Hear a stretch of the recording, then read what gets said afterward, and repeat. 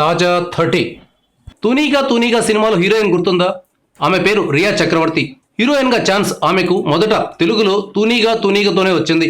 ఈమె మాతృభాష బెంగాలీ అయినప్పటికీ బెంగళూరులో పుట్టి పెరిగింది. అంబాలాలో ఉన్న ఆర్మీ పబ్లిక్ స్కూల్లో చదువుకుంది. ఎంటీవీలో వీడియో జాకీగా 2009లో కెరీర్ మొదలుపెట్టింది. 2012లో తూనీగా సినిమాలో అవకాశం వచ్చింది.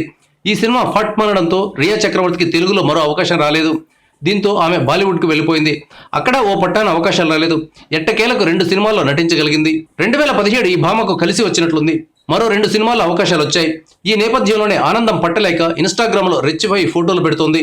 ఈ ఫోటోలను ప్రస్తుతం నెటిజన్లు ఆస్వాదిస్తున్నారు. ఈ రియా చక్రవర్తికి ఇప్పుడు 24 ఏళ్లు.